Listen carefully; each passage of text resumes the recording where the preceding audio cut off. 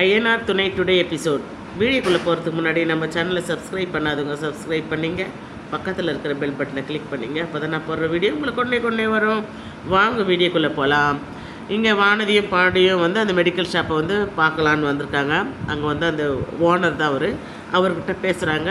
அதுக்கப்புறமா அவர் வந்து பின்னாடியே வந்து டாக்டர் கிளினிக்கெல்லாம் கூட இருக்குது, வந்து பாருங்கள் அப்படின்ட்டு காமிக்கிறாங்க. இன்றைக்கி வந்து கிளினிக் வந்து லீவுங்க, இல்லைனா ஃபுல்லாக பார்த்துருக்கலாம் அப்படின்னு சொல்லிட்டு இதெல்லாம் காமிக்கிறாரு. எங்கள் ஒய்ஃப் வந்து ஊரில் இருக்கிறாங்க, என்னுடைய ஃபேமிலி வந்து ஊரில் இருக்குது. அவங்களுக்கு வந்து உடம்பு சரியில்லை, அதனால தான் நான் வந்து கடையை வந்து வாடகைக்கு விட்டுட்டு போகலான்னு இருக்கேன் அப்படின்னு சொல்கிறாரு. வாடகை வந்து 10,000, அட்வான்ஸ் வந்து 1,00,000 1,20,000 கேட்குறாரு. வானதி வந்து அவ்வளோலாம் முடியாதுங்க, நான் இப்போ தான் படித்து முடிச்சிருக்கேன், ஒரு கிளினிக் வந்து வைக்கணும்னு ரொம்ப ஆசை எனக்கு. சரி, நாங்கள் பேப்பரில் பார்த்தா அதனால தாங்க வந்தோம் அப்படின்னு சொல்கிறாங்க. உடனே பாண்டியை பார்த்துட்டு உங்களை எங்கேயோ நான் பார்த்துருக்குறேனே அப்படின்னா, நான் 2 தெரு தள்ளி தாங்க நான் வந்து மெக்கானிக் ஷாப் வச்சுருக்கேன். ஓ, தெரியும், என்னுடைய வண்டி கூட உங்கள்கிட்ட நான் சர்வீஸ் பண்ணேன், இன்ன வரைக்கும் சூப்பராக ஓடுதுங்க, நல்ல வேலைக்காரங்க நீங்கள், பரவாயில்ல அப்படின்னு சொல்லிட்டு சொல்கிறாரு. நல்ல ஆளாக தான் வந்திருக்கீங்க, எனக்கு ரொம்ப பிடிச்சிருக்குதுங்க. அட்வான்ஸ் வேணால் 1,00,000 கொடுத்துருங்க, 20,000 கம்மி பண்ணிக்கிறேன், ஆனால் வாடகை 10,000 தாங்க அப்படின்னு சொல்கிறாங்க. ஏன்னா நான் என் ஃபேமிலியோடு இருக்கணும், உங்களுக்கு உடம்பு சரியில்லை, அதனால தான் எனக்கு மனசே இல்லைங்க, நல்லா ரன்னிங்கில் போயிட்டுருக்கு அப்படின்னு சொல்கிறாரு. சரி அப்படின்னு சொல்லிட்டு நாங்கள் 2 நாளில் வந்து சொல்கிறாங்க அப்படின்ட்டு, நான் சரி டோக்கன் அட்வான்ஸ் கொடுங்க, அதை நாளைக்கு கொண்டாந்து கொடுக்குறேன் அப்படின்ட்டு போயிடுறாங்க. இங்கே பார்த்தீங்கன்னா சேரன் வந்து வண்டியில் வந்து சைக்கிள் ஓட்டின்னு வந்து இருக்கிறாரு. அப்போ பார்த்தீங்கன்னா கார்த்திகா வராங்க. அவங்க வந்து கண்டுக்கவே இல்லை சேரனை, அவங்க பாட்டுன்னு ஏதோ யோசனை பண்ணிட்டு போயிட்டே இருக்கிறாங்க.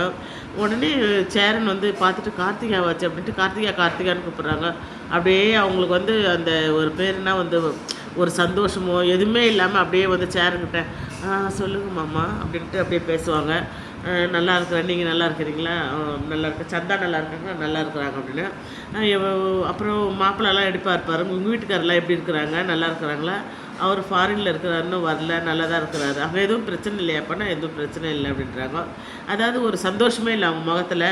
சேரனுக்கு கொஞ்சம் டவுட்டு வருது, இருந்தாலும் கேட்கலாமா வேணான்ட்டு அவர் சரிப்பா வெயிலாக இருக்குது, நீ போப்பா அப்படின்னு சொல்லிட்டு போயிடுறாங்க. சேரன் மட்டும் அப்படியே பார்க்குறாரு, பார்த்துட்டு அவரும் வந்துடுறாரு. இங்கே வானதி வீட்டை காமிக்கிறாங்க.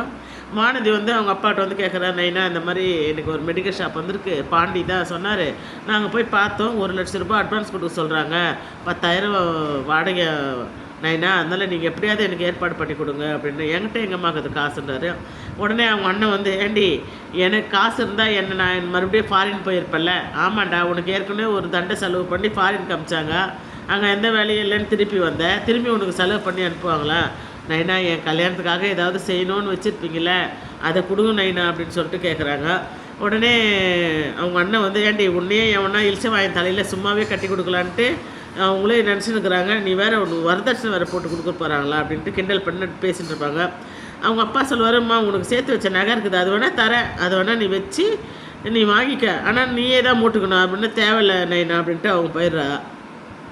இங்கே ஐயனார் வீட்டை காமிக்கிறாங்க. ஐயனார் வீட்டில் வந்து இந்த மாதிரி உங்கள் அப்பா ஃபோன் பண்ணாருமா, இந்த மாதிரி ரிசப்ஷன் வைக்கணும்னு சொன்னார் அப்படின்னு சொன்னால், ஆமாம் நான் எனக்கும் தான் ஃபோன் பண்ணார் அப்படின்னு சொல்லிட்டு சொல்லுவாங்க.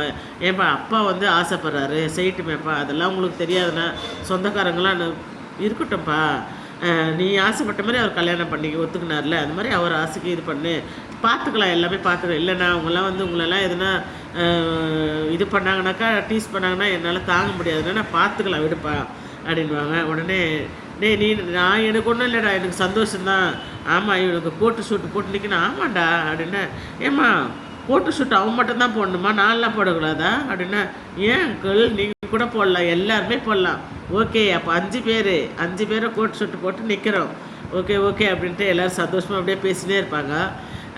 இங்கே வந்து நிலா வந்து சொல்லுவாங்க, எங்கள் அப்பா வந்து கல்யாணத்துக்கு ஒத்துக்கினதே நான் ஒரு பெரிய விஷயம்னா, ஆனால் சொந்தக்காரங்களாம் வருவாங்க, அவங்க வந்து இந்த எப்படி ஓடி போகணுன்னு சொல்லி அந்த கதையெல்லாம் பேசுவாங்க, கொல்லுவாங்க, அதனால தான் நான் வந்து யோசிக்கிறேன் அப்படின்னா, அதெல்லாம் நீ எதுவும் யோசிக்காதப்பா, அதெல்லாத்தையும் பார்த்துக்கலாம் விடு அப்படின்வாங்க.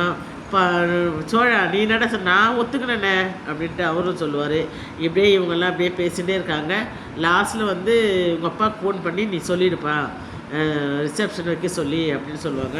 உடனே நடேச சொல்லுவார்மா, பிரியாணி போடுவாங்கல்லம்மா, அப்படின்னு பா சைலண்ட்டாக இருக்குப்பா அப்படின்னு சரி நிலா வந்து சிரிப்பாங்க. நிலாவுக்கு வந்து மனசே இல்லை. ஏன்னா அவங்க கூப்பிட்டு வச்சு சொந்தக்காரங்களாம் வந்து சோழன் இவங்கள எல்லாருமே ஒரு மாதிரி மட்டம் தட்டி பேசினா என்ன பண்ணுறது அப்படின்னு அதெல்லாம் யோசிச்சுட்டு தான் நிலா வேணான்றாங்க. ஏன்னா இவங்கெல்லாம் சேர்ந்துன்னு சொல்கிறாங்க.